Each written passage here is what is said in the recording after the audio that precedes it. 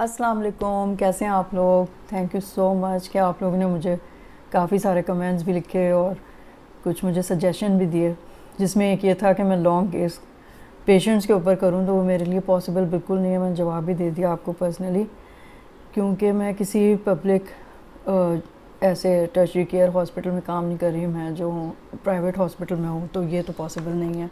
लेकिन ये मैंने सोचा था कि अगर मेरे लिए पॉसिबल हुआ, जो शायद उसके चांसेस हैं, तो मैं एग्ज़ामिनेशन हर सिस्टम का आपको बता दूं। देखें, अगर आप करके नहीं देखेंगे ना पेशेंट के ऊपर, रोज़ करें भाई। एब्डोमिनल एग्जामिनेशन नहीं आता क्या आपको?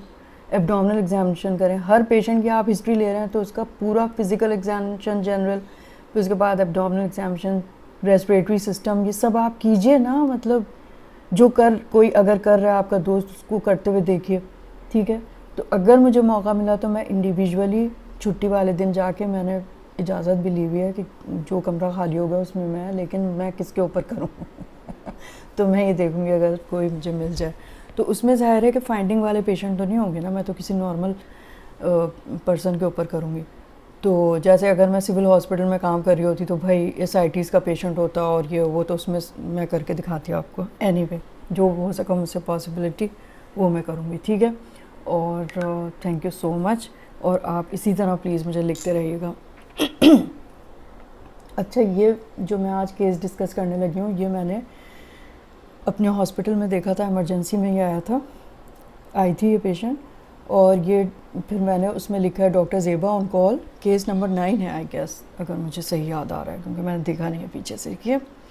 ठीक है, तो इसको हम देख लेते हैं क्या है। अच्छा, ये क्या था कि a 17-year-old young woman was presented in the emergency department on a wheelchair with history of fever for 3 days, followed by severe weakness on the left side of the body. She was unable to walk. She had no history of asthma, diabetes, or hypertension. On examination, her blood pressure was 120 by 70 millimeter of mercury, pulse was 84 per minute, respiratory rate was 20 per minute, temperature was 98.6 Fahrenheit. Chest was clear with normal vesicular breathing, abdomen was soft and non-tender, cardiovascular examination was normal. Her central nervous examination showed a well-oriented young woman who was cooperative, cranial nerves were intact, her power on left upper and lower limb was 0/5. बिल्कुल एक, मैंने उसे कहा उंगलियां ही हिलाओ, तो वो उंगलियां भी नहीं हिला सकती थी, यानी अगेंस्ट ग्रेविटी पैर भी इस तरह से नहीं हो रहा था उसका, बिल्कुल ज़ीरो था। While on right upper and lower limb power was 5/5, यानी कि राइट हेमीप्लीजिया, लेफ्ट हेमीप्लीजिया था उसको। Her reflexes were normal in all 4 limbs, plantar flexion was normal on both sides, plantar flexion भी सही था, वो सब सही था। फिर अब है ना कि भाई इसको क्या होगा, तो यंग लड़की है जिसको स्ट्रोक के साइंस आ रहे हैं ना। स्ट्रोक है तो हो सकता है कोई वेल्वुलर हार्ट डिजीज़ हो या ब्लीडिंग डिसऑर्डर हो और इंट्राक्रेनियल बीड हो गई हो लेफ़्ट साइड पे, तो ये हो सकता है, ठीक है। सबसे पहला तो आपने यही ज़ाहिर है कि डायग्नोसिस बनेगी।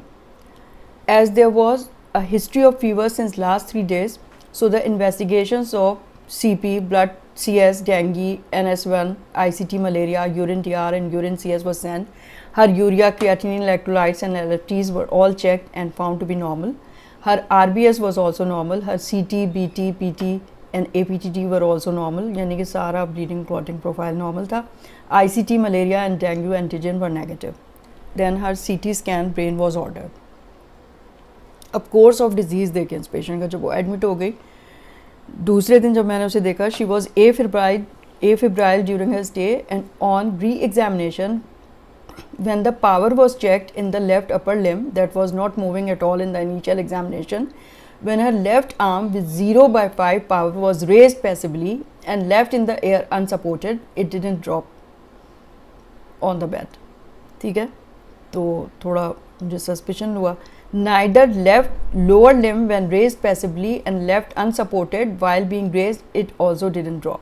She maintained the posture. अब भाई किसी को अगर 0/5 पावर है तो उसका तो हाथ पैर नीचे अगर आप उठाएंगे पैसिवली तो वो तो नीचे गिर जाना चाहिए। अब उसके नहीं गिर रहा, तो इसका मतलब है 3 अगर उठा के रखा हुआ है तो ग्रेविटी के अगेंस्ट तो है ना आपका पावर, तो 3/5 तो उसी पे हो गया। और फिर By the time her CT scan brain was also available, वो मैंने करवा लिया था. It showed no lesion in the brain, no infarct, no bleed or no midline shift. ठीक है, so the diagnosis of conversion disorder was made.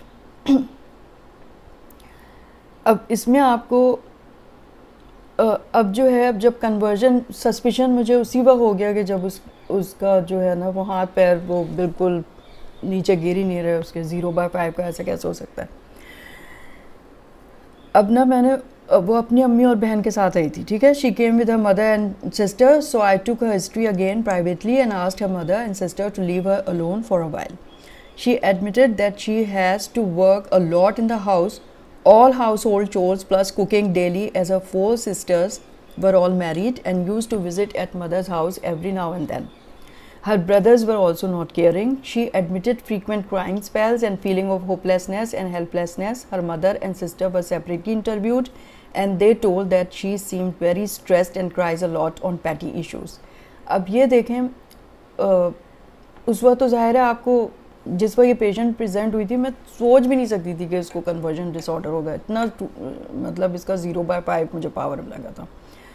अब जब मैंने ये सब आ गया और CT ब्रेन और सारे टेस्ट नॉर्मल आ गए, तो फिर मैंने उसकी अम्मी और बहन को बाहर निकाल के फिर उस लड़की को काफ़ी एम्पैथेटिकली मैंने उसको तसल्ली दे के मैंने पूछा कि भाई घर में आप बताओ कोई मुश्किल है आपको, ये क्या है. तो फिर उसने बताया उसकी 4 बहनें थीं, सबकी शादियां हो गई थी और उनके बच्चे थे. फिर वो फ्रीक्वेंटली अम्मी के आती थी तो इतना काम करना पड़ता था, झाड़ू पोछा बर्तन. और उसने बताया कि सालन रोटी भी वो बनाती है. मैंने कहा तो क्यों तुम्हारी अम्मी नहीं करती हैं. कहने की नहीं अम्मी कभी कभी कर लेती हैं, तो सब मुझे करना पड़ता है. तो इतनी वो छोटी थी और इतना काम, माय गॉड. और फिर वो मैंने कहा आपको रोना आता है, तो उसको रोना बहुत आता था. उसी वक्त आँखें उसकी जो है भर आई और आंसू गिरने लगे उसके.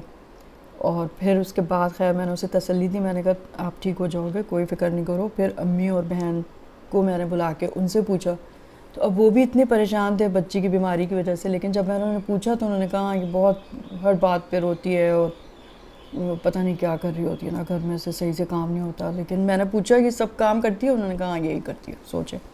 तो फिर मैंने उन्हें कहा कि देखें इसके ऊपर बहुत ज़्यादा काम का लोड है, तो इससे थोड़ा जो है ना उसको आराम भी दें. इतना काम नहीं करें, मिल के सब काम करें. तो उनकी समझ में आ गया था. खैर अच्छा, इसमें बात ये होती है कि ये जो डिसऑर्डर है ना, ये कोई पेशेंट जानबूझ के नहीं कर रहा होता कि आप कहें कि ये बस फजूल में बन रहा है. ये कोई मेलिंगरिंग थोड़ी है, फीन चीज़ नहीं है ये. ठीक है, ये तो मतलब अगर बहुत लॉन्ग टर्म डिप्रेशन, एंग्जाइटी और कोई किसी को बता नहीं सकता और उसको अगर ये हो जाए कि मैं कुछ भी कहूँगी तो कोई इसका हल नहीं है, तो फिर उसको ना ये सिम्टम खुद ब खुद होने लगते हैं. ठीक है, तो उसमें पेशेंट का कसूर नहीं है. घर वाले वो उनको फिर अगर आप ये कहेंगे नहीं इसे कुछ नहीं है, तो उनको भी होगा कि भाई ये बन रही है क्या. तो एम्पैथी होनी चाहिए आपको. ठीक है, कि पेशेंट खुद नहीं बन रही, उसको खुद पता नहीं कि उसके अंदर जो चीज़ हो रही थी, इमोशनल कॉन्फ्लिक्ट जो है ना, उसकी वजह से उसको ये सिम्टम्स हो गए. तो उसकी जब काउंसलिंग करी और इंश्योर कराया कि वो मेडिसिन लेगी और थोड़ी उसकी साइकोथेरेपी जितनी मैं कर सकती थी वो की, और फिजियोथेरेपी, क्योंकि उसका मतलब ये कि ये तो यानी कि फंक्शनल डेफिसिट आ रहा है ना, तो आपको वो देखना है कि वो भी ठीक हो जाए. यानी कि हाथ पैर की फिर आप फिजियोथेरेपी भी कराएंगे. नहीं, साइकोथेरेपी सिर्फ काफ़ी नहीं है, फिजियोथेरेपी भी कराएंगे और मेडिसिन देंगे. ठीक है, अगर आप समझ रहे हैं कि उसको एंग्जाइटी ज़्यादा है तो आप कोई भी अच्छा एंटी एंग्जाइटी दें, वरना तो आप अंदाज़ा लगा लें. 1-2 सवाल से पता चल जाता है कि डिप्रेशन है क्या. बहरहाल जो मेरा का जो मैंने डायग्नोस किया अपने उससे, तो वो उसको ज़्यादा डिप्रेशन था. ठीक है, तो डिप्रेशन में जो है ना आप कोई भी SSRI एसिटालोप्रैम मैंने दिया था. So her mother and sister were counseled that she had a lot of stress due to household work, so don't overburden her. Instead, take good care of her. This way she will be normal in a few days. With physiotherapy and an antidepressant escitalopram 10 mg once a day, she started improving and was able to walk before discharge.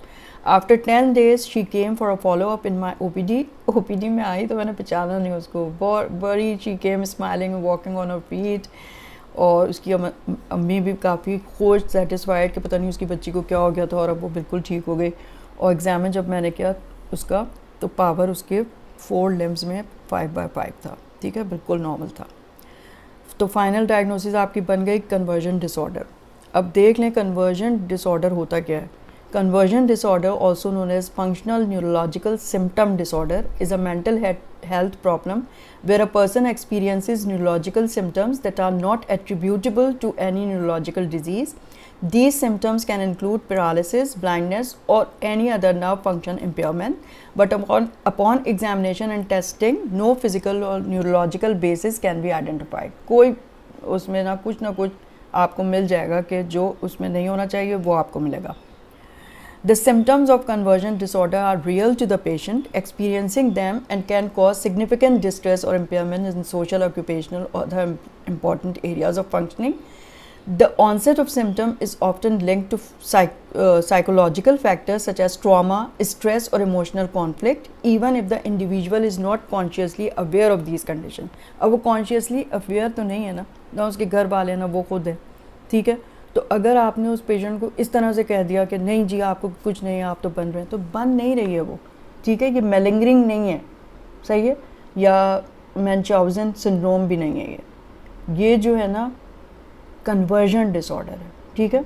तो जो भी emotional conflict है वो इस तरह से present हो गया, तो उसके लिए ना आपको proper psychotherapy, proper anti depressant या एंटी एंग्जाइटी एजेंट, और फिर उसके बाद फिजियोथेरेपी की ज़रूरत होगी, तो पेशेंट ठीक हो जाएगा, ठीक है। तो एम्पैथी की ज़रूरत है आपको, आप इस तरह से डील करें उस पेशेंट के साथ ना, तो वो ठीक हो जाएगा। Treatment of conversion disorder, treatment involves psychotherapy, particularly cognitive behavioral therapy and medications to manage conditions like depression or anxiety. Physical therapy might also be recommended to help the physical symptoms, ठीक है। तो बड़े अच्छे से ये हो गया, लेकिन ये क्या आपको इस तरह के केसेस मिल सकते हैं ना जो कन्वर्जन डिसऑर्डर क्यों, तो सही से आप एग्जामिन करें, और उससे तो कोई वो नहीं है कि आप डायग्नोज ना कर सकें, ठीक है।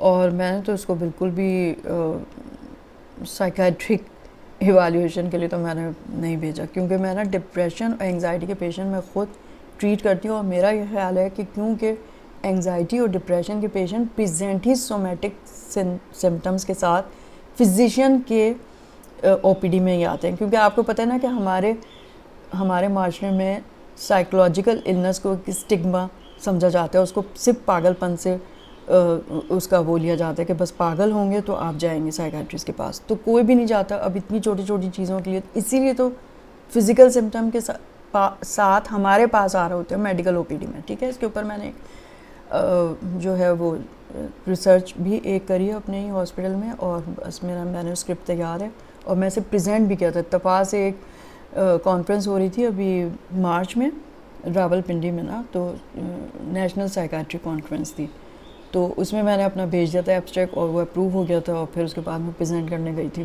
बहुत अच्छा, बड़ा अप्रिशिएट किया था उन सब ने, और उसमें मैंने यही कहा था कि भाई कंक्लूजन में कि जो ये सोमेटिक सिम्टम्स के साथ प्रेजेंट हो रहे होते हैं ना पेशेंट, तो पहली दफ़ा जब वो आते हैं और वो इतनी जेन्युइन कंप्लेंट्स करते हैं, तो आप सोच भी नहीं सकते कि उनको कोई साइकोलॉजिकल डिस्टर्बेंस होगा। लेकिन जब रिपोर्ट्स आ जाती हैं, आपने एग्जामिन कर लिया, कुछ नहीं मिला, रिपोर्ट्स आ गई, वो देख ली, कुछ भी नहीं हुआ, और जो आपने दवा दी थी सिम्टोमेटिक, उससे भी कुछ नहीं हुआ पेशेंट को, तो आप समझ जाएँ कि इसको कोई एंग्जाइटी या डिप्रेशन है। तो एंग्जाइटी डिप्रेशन के आप 3-4 वैसे तो हॉस्पिटल में एंग्जाइटी डिप्रेशन स्केल होता है, उसके 3-4 सवाल भी आप याद कर लें, मतलब उससे पूछें पेशेंट से कि मतलब आपका जो है वो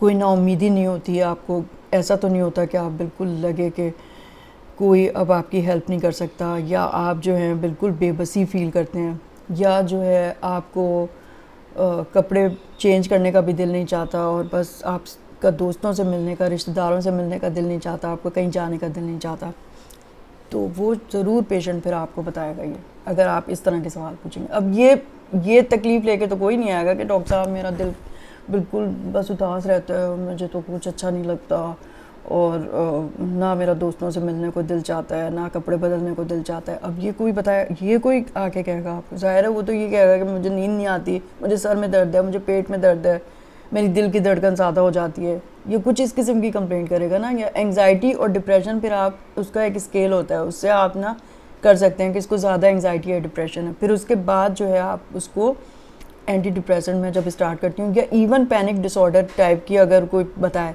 तो फर्स्ट लाइन ऑफ ट्रीटमेंट वेनलाफेक्सिन है उसकी, और इसमें एसिटालोप्रैम मैं देती हूँ। और आप देखें 10 दिन के बाद पेशेंट को आप बुला के देखें, क्या दुनिया ही बदल चुकी होती है। इतना मुझे फिर खुशी होती है ना। अच्छा, फिर आप आसानी से, मैं ये कहती हूँ कि आप यानी एज फिजिशियन हम ट्रीट करेंगे एंग्जाइटी और डिप्रेशन। अगर वो रेजिस्टेंट हो दवाई से, मैक्सिमम डोज भी कर ली, उससे भी ठीक नहीं हो रहा, फिर आप साइकेट्रिस्ट, मतलब मैं साइकेट्रिस्ट को भेजूँगी। मैंने उसमें भी साइकेट्रिक कॉन्फ्रेंस में भी मैंने यही बोला था, इसलिए कि फिर मैंने कहा अगर रेजिस्टेंट हो, नहीं उसको सही हो रहा, तो फिर आप साइकेट्रिक के पास भेजें, वरना पहला फ़र्ज़ हमारा ही बनता है कि हम ही लोग ट्रीट कर लें, ठीक है। बाकी शिज़ोफ्रेनिया है और बाइपोलर डिसऑर्डर है और साइकोसिस है, वो जो है वो साइकेट्रिस्ट के पास आप भेजिए, ठीक है। तो इसको मैंने बिल्कुल भी साइकेट्रिस्ट के पास नहीं भेजा, क्योंकि ज़्यादातर मैंने देखा साइकेट्रिस्ट इतनी दवाइयाँ देते हैं कि बंदा सो ही जाए। मतलब हर प्रॉब्लम का हल ये है कि आप सो जाएं, आपकी सोचने समझने की सलाहियतें ख़त्म हो जाएं, और बस आप पड़े रहें कोने में, तो ये तो कोई इलाज ना हो। हैंडल करना सिखाएं, कोप करना सिखाएं, किस तरह से आप अपनी मुसीबतों से बाहर निकलेंगे। मुसीबतें तो कोई ख़त्म नहीं होने वाली हैं, अपने आप को ही, अपनी आपको स्टेट ऑफ माइंड चेंज करना होगा, है ना, पॉजिटिव अप्रोच रखनी होगी। तो एनीवे मुझे काफ़ी मज़ा आता है, और मेरे पेशेंट जब ठीक हो जाते हैं, यकीन करें इतनी खुशी होती है, और दुआएं कितनी देते हैं पेशेंट, है ना। तो बिल्कुल आप भी इस चीज़ को देखें कि जो कन्वर्जन डिसऑर्डर है, एम्पैथी करें, वो ख़ुद नहीं कर रहा है, वो कोई फेन नहीं कर रहा, वो कोई मेलिंगरिंग नहीं कर रहा है पेशेंट, ठीक है। तो अच्छे से आप करेंगे ना, तो फिर जो है आपका पेशेंट बिल्कुल सही हो जाएगा। तो मुझे ज़रूर लिखिएगा, प्लीज़ कमेंट कीजिएगा। Thank you so much. Okay, खुदा हाफिज़, खुदा हाफिज़।